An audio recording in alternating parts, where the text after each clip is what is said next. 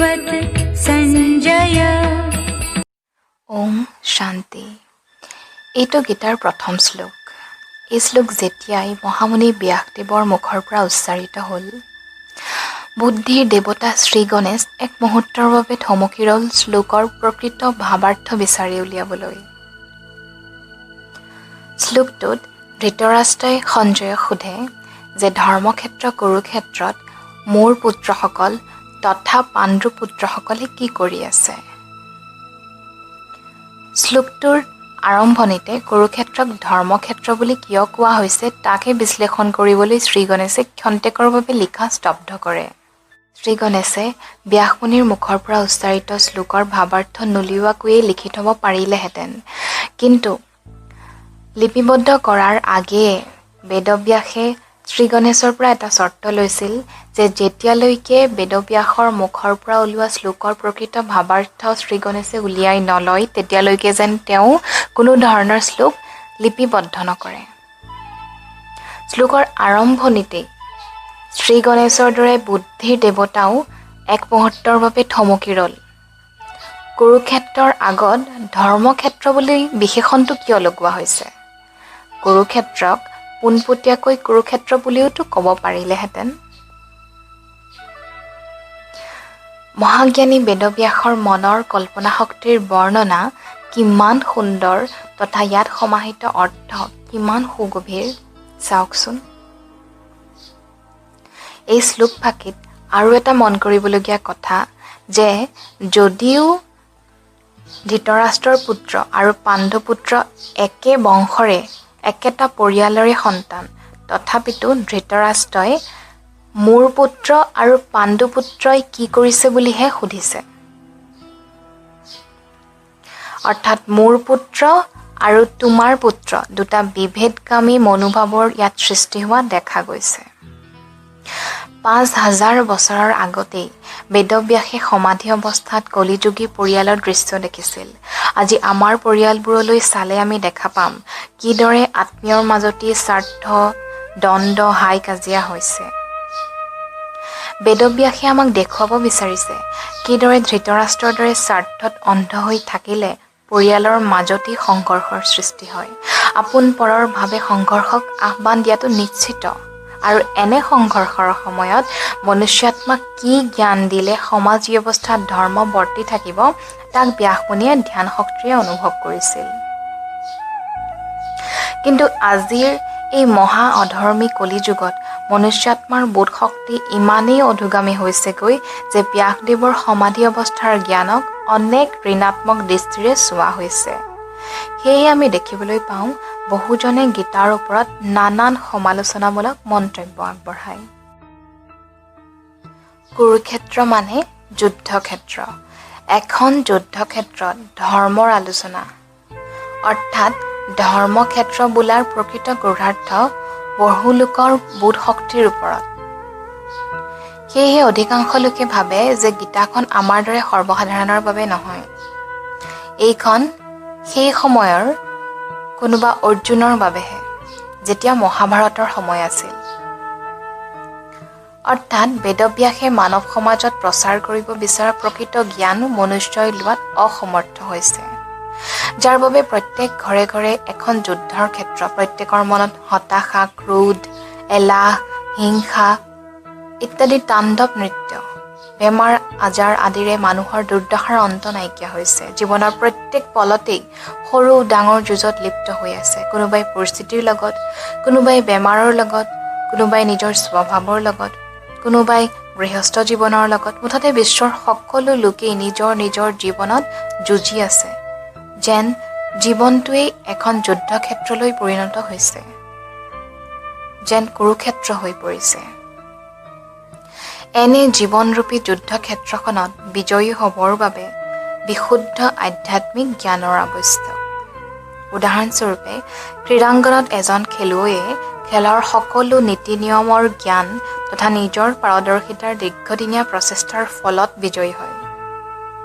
খেলুৱৈ এজনে যিদৰে খেলৰ নীতি নিয়ম জানি বুজি আৰু নিজৰ দীৰ্ঘদিনীয়া প্ৰচেষ্টাৰ জ্ঞানেৰে খেল এখনত বিজয়ী হয়, ঠিক তেনেদৰে আমি এই সৃষ্টিৰ ৰংগমঞ্চত নিজৰ জীৱনৰ এই যুদ্ধৰ সময়খিনি বিজয়ী হ'বৰ বাবে যি জ্ঞানৰ আৱশ্যক তাক ব্যাসমুনিয়ে মহাভাৰতৰ যুদ্ধক্ষেত্ৰত কৃষ্ণ আৰু অৰ্জুনৰ কথোপকথনৰ মাজেৰে দৰাচলতে সমগ্ৰ বিশ্বকে জ্ঞান দিব বিচাৰিছে। মনুষ্যাত্মাক কলিযুগত যে এনে জ্ঞানৰ প্ৰয়োজন হ'ব তাক ৫,০০০ বছৰৰ আগতেই ঋষি বেদব্যাসে সমাধি অৱস্থাত দেখিছিল। কিন্তু কলিযুগী মনুষ্যাত্মাই গীতাৰ জ্ঞানক কেৱল অৰ্জুনৰ বাবেহে বুলি ভাবি নিজৰ ব্যৱহাৰিক জীৱনত প্ৰয়োগ নকৰাৰ ফলত আজি মনুষ্য সমাজ নিম্নৰ পৰা নিম্নলৈ ধাৱমান হৈ গৈ আছে। যিদৰে অৰ্জুনেও ভগৱানৰ শ্ৰীমুখৰ পৰা ওলোৱা কথা অৰ্থাৎ গীতাৰ পৰা প্ৰেৰণা পাই পুনৰ অস্ত্ৰ হাতত তুলি যুদ্ধত বিজয়ী হ'ল, ঠিক তেনেদৰে হে শ্ৰোতাৰাইজ, আমিও বুকুত গীতাৰ জ্ঞানক আমাৰ ৰক্ষা কৱচ হিচাপে ধাৰণ কৰি জীৱনৰূপী যুদ্ধক্ষেত্ৰত বিজয়ী হ'ব পাৰিম। কিন্তু অজ্ঞানতাবশতঃ আজি মানুহে গীতাক গোসাঁইঘৰ বা প্ৰাৰ্থনা ঘৰত সজাই পৰাই ৰাখে আৰু বছৰত কেতিয়াবা এদিন উলিয়াই অৰ্থ নুবুজাকৈ শ্লোক দুধাৰি মাতে আৰু আকৌ সামৰি থৈ দিয়ে। কিছু লোকে আনকি ইয়াকো মন্তব্য কৰে যে গীতাক ঘৰত ৰখাটোৱে অনুচিত, গীতা পঢ়োতাজনে সংসাৰৰ দায়িত্ব এৰি সন্ন্যাস গ্ৰহণ কৰে ইত্যাদি ইত্যাদি বিভিন্ন ধৰণৰ বিভ্ৰান্তিকৰ কথা। যিখন গীতাত জীৱনৰ প্ৰত্যেক মুহূৰ্তত সুখেৰে জীয়াই ৰখাৰ শৈলী শিকোৱা হৈছে, জীৱনৰ সংঘৰ্ষসমূহ প্ৰত্যাহ্বানবোৰ য'ত সাহসেৰে সন্মুখীন হোৱাৰ প্ৰেৰণা দিছে, সেইখন গীতাক পঢ়াটো নিষেধ কৰি দিছে। এই পৰম্পৰাক এবাৰ আমি আমাৰ বিবেকেৰে বিশ্লেষণ কৰাটো আৱশ্যক নহয়নে বাৰু? গীতাত ভগৱানেতো এবাৰো অৰ্জুনক ক'তো কোৱা নাই, হে অৰ্জুন, তুমি তোমাৰ ঘৰ সংসাৰ সকলো এৰি সকলো দায়িত্বৰ পৰাই নিজকে মুক্ত কৰা, গৃহস্থ ধৰ্ম এৰি দিয়া, সন্ন্যাসী হৈ জংঘললৈ গুচি যোৱা, যাতে জীৱনত কোনো সংঘৰ্ষৰে সন্মুখীন নোহোৱা। না, ক'তোতো কোৱা নাই। আমি থাকিবও লাগিব এই সংসাৰতে, গৃহস্থ ধৰ্মও পালন কৰিব লাগিব, কিন্তু গৃহস্থ ধৰ্ম পালন কৰিও সফল হ'ব লাগিব, সংঘৰ্ষও কৰিব লাগিব তথা কৰ্তব্যও পালন কৰিব লাগিব। কিন্তু কেনেদৰে কৰিব লাগিব? কৰ্ম ত্যাগ কৰি নহয়, কৰ্মযোগী হৈ কৰিব লাগিব। আজি মনুষ্যই ভাবে গীতা জ্ঞান আমাৰ বাবে নহয়, কোনোবা অৰ্জুনৰ বাবেহে। আমিয়েই প্ৰকৃতাৰ্থত অৰ্জুন, যি প্ৰত্যেক ক্ষণতেই এখন মনুস্থিতিৰ যুদ্ধক্ষেত্ৰত যুঁজ দি আছোঁ, নহয়নে বাৰু? দ্বিতীয়তে, পাৰিবাৰিক ক্ষেত্ৰত আমি সততে দেখিবলৈ পাওঁ ককাই ভাইৰ মাজত কাজিয়া, মাটি সম্পত্তিলৈ নহয় জানো? যিদৰে মহাভাৰতৰ গ্ৰন্থত দেখা গৈছে, পাণ্ডৱ আৰু কৌৰৱসকল একে কুৰুবংশৰে সন্তান আছিল। পাণ্ডৱসকলে মাত্ৰ 5খন গাঁও বিচাৰিছিল। তেতিয়া দুৰ্যোধনে ক'লে যে 5খন গাঁওটো বাদেই, বেজী এটাৰ মূৰত ৰোৱা মাটিকণৰ সমান মাটিও এৰি দিয়া নহ'ব। দুৰ্যোধনৰ অহংকাৰ ইমানেই বেছি আছিল যে লাগিলে বংশবৃক্ষ ধ্বংসই কিয় নহওক, ঘৃণা, দ্বন্দ্ব, দেশ, খং, অন্যায়, প্ৰতিশোধ ইত্যাদিবোৰক ত্যাগটো কৰিব নোৱাৰি। আজিও আমি আমাৰ সমাজত দেখিবলৈ পাইছোঁ, লাগিলে নিজৰ কুল নাশ হৈ যাওক, সম্পৰ্কৰ মাজত ফাট মেলক, কিন্তু সম্পত্তিৰ সৰহভাগ নিজৰ ওচৰতেই যেন থাকক। তৃতীয়তে, সামাজিক স্থিতি। আজি আমি সমাজতেই নানা শ্ৰেণীৰ লোকৰ ওপৰত অত্যাচাৰ, শোষণ ইত্যাদি দেখিবলৈ পাওঁ। সমাজত শকুনিৰ দৰে চৰিত্ৰৰ মানুহ দেখিবলৈ পাওঁ। মহাভাৰততো এজন শকুনিৰ বৰ্ণনা আছে, কিন্তু আজিৰ সমাজত, আজিৰ যুগত এনে শকুনি সৰ্বত্ৰ বিৰাজমান, যি সমাজক পথভ্ৰষ্ট কৰে আৰু সমাজো অন্ধ হৈ পৰে, যি ন্যায় অন্যায়, ধৰ্ম অধৰ্ম, ভাল বেয়াৰ জ্ঞান চক্ষুৰ পৰা বঞ্চিত হৈ পৰিছে। সেয়েহে আজি সমাজ কোন দিশে ধাৱমান হৈ গৈ আছে আমি সকলোৱে দেখিছোঁ। অন্যায়, অত্যাচাৰ, বলপূৰ্বকভাৱে নাৰীৰ সন্মানহানি আদিবোৰ নিত্য নৈমিত্তিক ঘটনা হৈ পৰিছে। মহাভাৰততো ঋষি বেদব্যাসে ইয়াকে দৰ্শাইছে আৰু গীতাৰ জৰিয়তে এই সমস্যাসমূহৰ সমাধানো দিছে। এনেদৰে ৰাষ্ট্ৰীয় স্থিতিৰ ক্ষেত্ৰতো গীতাই সমাধান দিছে। মহামানৱ মহাত্মা গান্ধীয়ে এটা সুন্দৰ কথা কৈ থৈ গৈছে যে যেতিয়াই মই ৰাষ্ট্ৰ বিষয়ক লৈ কোনো কথা চিন্তিত হওঁ, মই গীতাৰ কোনো এক পৃষ্ঠা খুলি পঢ়িবলৈ আৰম্ভ কৰোঁ। তেতিয়াই মই মোৰ সমস্যাৰ সমাধান পাই যাওঁ। সেয়েহে মহাত্মা গান্ধী গীতা প্ৰেমী আছিল। বৰ্তমান বিশ্বত আমি দেখিবলৈ পাওঁ যিকোনো ৰাষ্ট্ৰৰ অসুবিধাসমূহৰ মূলতেই হৈছে ক্ষমতা। ক্ষমতাৰ গাদীত নিজকে অধিষ্ঠিত কৰিবলৈ ৰাষ্ট্ৰনায়কসকলে এটাৰ পিছত এটা ষড়যন্ত্ৰ ৰচনা কৰি গৈ থাকে। মহৰ্ষি বেদব্যাসৰ মনৰ কল্পনা শক্তিৰ বৰ্ণনা কিমান সুন্দৰ চাওকচোন। আজি লাগিলে আমেৰিকাৰ দৰে বিকশিত দেশেই হওক বা ভাৰতৰ দৰে প্ৰগতিশীল ৰাষ্ট্ৰই কিয় নহওক, সকলোতেই সংঘৰ্ষৰ কেন্দ্ৰ হৈছে ক্ষমতাৰ গাদীখন, ঠিক মহাভাৰতত দেখুওৱাৰ দৰে। আৰু সেই গাদীত কোন বহিব বিচাৰে? ধৃতৰাষ্ট্ৰৰ দৰে ব্যক্তি, ঠিক মহাভাৰতত দেখুওৱাৰ দৰে। ধৃতৰাষ্ট্ৰ, যিয়ে ধৃত ভাৱনাৰে ৰাষ্ট্ৰখনক নিজৰ বশীভূত কৰিব বিচাৰে। আৰু আজিৰ পৰিস্থিতিৰ অনুৰূপ কল্পনাৰে নিৰ্মিত কুৰু ৰাষ্ট্ৰৰ সিংহাসনতো ধৃতৰাষ্ট্ৰকেই সম্ৰাটৰ গাদীত বহোৱা দেখা গৈছে। বেদব্যাসৰ কল্পনাৰ বৰ্ণনা চাওকচোন। ধৃতৰাষ্ট্ৰক মহত্বাকাংক্ষিতাত অন্ধ, স্বাৰ্থত অন্ধ, মোহত অন্ধ হিচাপে দেখুৱাইছে। যিদৰে বৰ্তমান বিশ্বৰ ৰাষ্ট্ৰনায়কসকলকো দেখা যায়, তেওঁলোকো মহত্বাকাংক্ষিতাত অন্ধ, স্বাৰ্থত অন্ধ, মোহত অন্ধ, নহয়নে বাৰু? য'ত পাশৱিক শক্তিৰে অধিকাৰ সংগ্ৰহ কৰি সত্যৰ দৃষ্টিৰে অন্ধত্ব থাকে, য'ত আত্মিক তথা মানসিক অন্ধত্ব থাকে, সেয়া সম্পূৰ্ণ ৰাষ্ট্ৰৰ বাবে অতি ভয়ানক। ধৃতৰাষ্ট্ৰৰ দৰে ৰাষ্ট্ৰনায়ক থাকিলে ৰাষ্ট্ৰৰ কি গতি হয়গৈ, তাকে বেদব্যাসে মহাভাৰতৰ কাহিনীৰ মাধ্যমেৰে আমাক বুজাব বিচাৰিছে। আজি সম্পূৰ্ণ বিশ্বৰ স্থিতিও এয়ে। এনে সংকটময় স্থিতিৰে আজি বিশ্ব জুৰুল হৈ আছে যে স্বয়ং ভগৱান আহি এই পৃথিৱীত অৱতৰণ হয়হি। মহাভাৰতত দেখুওৱাৰ দৰে যিদৰে যুদ্ধৰ সময়ত অৰ্জুনক সত্যৰ পৰিচয় দি ভগৱান শ্ৰীকৃষ্ণই অৰ্জুনক শক্তিশালী কৰি যুদ্ধৰ বাবে সবল কৰি তোলে, ঠিক তেনেদৰে আজি বিশ্বৰ এই সংকটময় স্থিতিত, এই যুঁজৰ সময়খিনিত মানুহে নিজৰ প্ৰকৃত পৰিচয় পাহৰি যোৱাত স্বয়ং ভগৱান আহি নিজৰ সত্য পৰিচয় আমাক দিছেহি, যিখিনি আগন্তুক সময়ত ৰাজযোগ ধ্যানৰ শিক্ষাৰ জৰিয়তে আপোনালোকৰ আগত দাঙি ধৰাৰ প্ৰচেষ্টা কৰিম। আজিৰ মানুহেও নিজৰ সত্য পৰিচয় পাহৰি এটা মিছা পৰিচয়েৰে সংসাৰত বিচৰণ কৰি আছে, যাৰ ফলত মানুহ নানান সমস্যাৰে জৰ্জৰিত হৈ পৰিছে। যিদৰে মহাভাৰতত অৰ্জুনেও নিজৰ প্ৰকৃত পৰিচয় পাহৰি যোৱাত মোহত বান্ধ খাই দুৰ্বল হৈ পৰাত গীতাৰ ২য় অধ্যায়ত ভগৱানে অৰ্জুনক তেওঁৰ প্ৰকৃত পৰিচয় দিয়ে আৰু অনেক বিষয় তথা মোহত আবদ্ধ হৈ থকা অৰ্জুনৰ মনক শান্ত সমাহিত কৰি তোলে।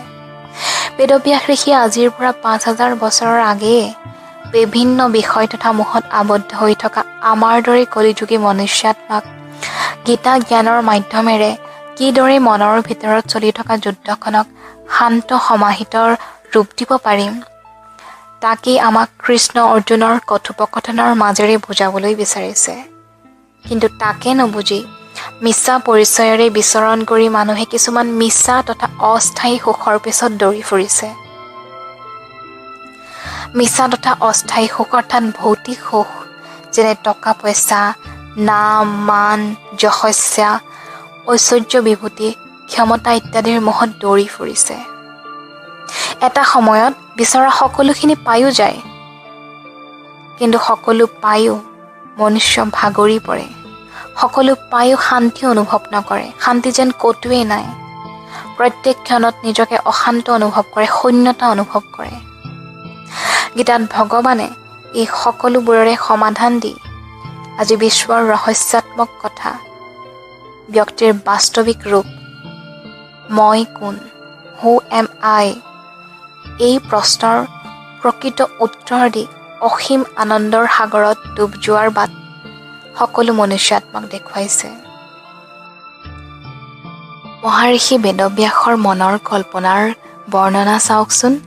মহাভাৰতত এটা সুন্দৰ দৃশ্য দেখুওৱা হৈছে, যিটো আজিৰ যুগৰ মনুষ্যাত্মাৰ লগত সম্পূৰ্ণৰূপে খাপ খোৱা।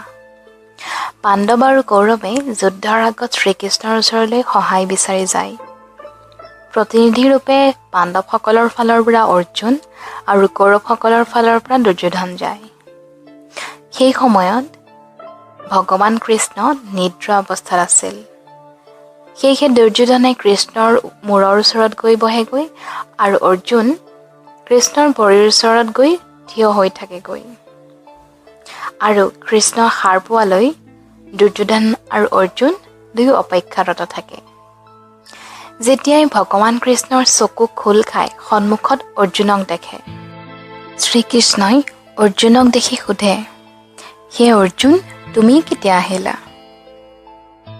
তেতিয়া দুৰ্যোধনে ক'লে, মইহে প্ৰথমতে আহিছোঁ। ইয়াত ব্যাসমুনিয়ে আজিৰ মানুহৰ মানসিকতা দেখুৱাব বিচাৰিছে। দুৰ্যোধনে যিহেতু প্ৰথমে আহিছিলে বুলি দাবী কৰিলে, আৰু সেয়েহে দুৰ্যোধনে কৃষ্ণৰ পৰা প্ৰথমে যিকোনো বস্তু বিচৰাৰ অধিকাৰটো সাব্যস্ত কৰিব বিচাৰিলে, যিদৰে আজিৰ মানুহেও বলপূৰ্বকভাৱে নিজৰ অধিকাৰ সাব্যস্ত কৰিব বিচাৰে। প্ৰকৃততে মিছা পৰিচয়েৰে জীয়াই থকা লোকে এনে ব্যৱহাৰেই কৰে। তেতিয়া অৰ্জুনে ক'লে, কোনো কথা নাই, তুমিয়ে বিচাৰা যি বিচাৰা, মই পিছতে বিচাৰিম। ভগৱান কৃষ্ণই তেতিয়া ক'লে, তোমালোকে কিবা এটা বিচৰাৰ আগতে মোৰ কথাটো মন দি শুনা। যিফালে মই থাকিম সেইফালে মই নিৰস্ত্ৰ হিচাপেহে থাকিম। মই যুদ্ধ নকৰোঁ, কেৱল সাৰথিয়ে হৈ থাকিম। আৰু আনফালে মোৰ এক অক্ষৌহিণী নাৰায়ণী সেনা থাকিব। দুৰ্যোধনে ভগৱান কৃষ্ণৰ কথা শুনি কৃষ্ণৰ সেনাবাহিনীক বিচাৰি নিজৰ পৰাজয়ক যুদ্ধৰ আগতেই নিশ্চিত কৰিলে। আৰু অৰ্জুনে কেৱল কৃষ্ণক বিচাৰিলে। অৰ্জুনে ক'লে যে, হে মধুসূদন, মোক তোমাৰ বাহিৰে আন একোৱেই নালাগে। মহৰ্ষি বেদব্যাসে আমাক দেখুৱাব বিচাৰিছে পাণ্ডৱ, অৰ্থাৎ যাৰ ঈশ্বৰৰ প্ৰতি প্ৰেম থাকে, যি পবিত্ৰ কৰ্ম কৰে, আৰু কৌৰৱ মানে কোন? যি ভগৱানৰ বিপৰীতে থাকে, অপবিত্ৰ কৰ্ম কৰে, যি অধৰ্মৰ পক্ষত থাকি পাপ কৰ্ম কৰে। আজিৰ পৃথিৱীতো এনেধৰণৰ দৃশ্যই দেখিবলৈ পোৱা যায়। এফালে পাণ্ডৱ, যাৰ সংখ্যা বহুত কম, মাত্ৰ 5%, আৰু আনফালে কৌৰৱ, যাৰ সংখ্যা বহুত বেছি। পাণ্ডৱ আৰু কৌৰৱ অৰ্থাৎ ধৰ্মী আৰু অধৰ্মী দুই ধৰণৰ লোকেই ভগৱানৰ ওচৰলৈ যায়, নাম প্ৰসংগও কৰে, প্ৰাৰ্থনাও কৰে। কিন্তু ভগৱান সদায় ধৰ্মত থকাজনৰ আৰু পবিত্ৰ কৰ্ম কৰাজনৰ পক্ষতহে থাকে। ধৰ্মত থকাজনে ঈশ্বৰীয় শক্তি আৰু গুণৰ মাহাত্ম্য বুজি পায়। সেয়েহে সৎ, ন্যায়, ধৈৰ্য, নম্ৰতা আদিৰ দৰে ঈশ্বৰীয় গুণৰ কেতিয়াও ত্যাগ নকৰে। আৰু আনফালে অধৰ্মী অৰ্থাৎ দুৰ্যোধনক ভগৱানৰ মূৰৰ ওচৰত বহি থকা দেখুওৱা গৈছে। মূৰৰ ওচৰত বহি থকাটোৱেই হৈছে অহংকাৰৰ প্ৰতীক। আৰু যি ব্যক্তি অহংকাৰত মত্ত থাকে, তেওঁ কেতিয়াও ভগৱানৰ শক্তিক অনুভৱ কৰিব নোৱাৰে, অথবা সেইজন ব্যক্তিয়ে ভগৱানৰ সহায়কো অনুভৱ কৰিব নোৱাৰে। কিয়নো অধৰ্মী লোক অথবা দুৰ্যোধনক ভগৱানৰ বিপৰীত পক্ষত দেখুওৱা গৈছে। এই বিপৰীত পক্ষত ভীষ্ম পিতামহকো দেখুওৱা গৈছে, যি ব্ৰহ্মচৰ্য ব্ৰত পালন কৰি সম্পূৰ্ণ জীৱন কটাই দিছে। পৃথিৱীত এনেকুৱা বহুত ব্যক্তি আমি দেখিবলৈ পাম, যিয়ে ব্ৰহ্মচৰ্য পালন কৰিছে, কিন্তু এনে ব্যক্তিয়ে কেৱল আৰু কেৱল মাত্ৰ পৰম্পৰাকেই ধৰ্ম বুলি মানি লৈছে। শুদ্ধ অশুদ্ধ বিচাৰ কৰা অবিহনে নিজৰ প্ৰতিজ্ঞাই সৰ্বোচ্চ বুলি ভাবি লৈছে। মহাভাৰতত এনে ব্যক্তিক কৌৰৱৰ পক্ষত দেখুওৱা গৈছে। দ্ৰোণাচাৰ্যৰ দৰে ব্যক্তিকো কৌৰৱৰ পক্ষত দেখুওৱা গৈছে, যি বুদ্ধিত বৃহস্পতি, শাস্ত্ৰজ্ঞ, বিদ্যাত পাৰ্গত। এই দৃশ্যৰ জৰিয়তে ভগৱানে আমাক ইয়াকে দৰ্শাইছে, তুমি যদি ধৰ্মত থাকা, তোমাৰ বিপক্ষত লাগিলে 1000 বিজ্ঞজন, লাগিলে 1000 পাৰ্গতজন, লাগিলে 1000 নামী দামী লোকেই কিয় নাথাকক, মই তোমাৰ পক্ষতেই থাকিম। ভগৱান সদায় সেইজনৰ ওচৰত থাকে যিজন ধৰ্মত থাকে। তেওঁৰ জীৱনৰ সাৰথি হৈ ভগৱানে পদে পদে তেওঁক সহায় কৰে। আমিও সৰুৰে পৰা ইয়াকে শুনি আহিছোঁ যে সত্যৰ সদায় জয়। ভগৱানৰ আশীৰ্বাদ সেইজনৰ লগত সদায় থাকে যি সদায় সত্য মাৰ্গত চলে। অৰ্জুন শ্ৰীকৃষ্ণৰ ভৰিৰ ওচৰত থকাটোৱেই হৈছে নম্ৰতাৰ প্ৰতীক। নম্ৰজন বিনয়ীজনক সদায় সমাজৰ প্ৰিয় পাত্ৰ হোৱা দেখা যায়। অৰ্জুনক শ্ৰীকৃষ্ণৰ ভৰিৰ ওচৰত দেখুওৱা দৃশ্যৰ অৰ্থ এইয়ে যে যেতিয়া এজন ব্যক্তি নম্ৰ আৰু বিনয়ী হয় ভগৱানৰ পৰা তেওঁ জীৱনৰ জটিলতাখিনি আঁতৰোৱাৰ শক্তি পায়।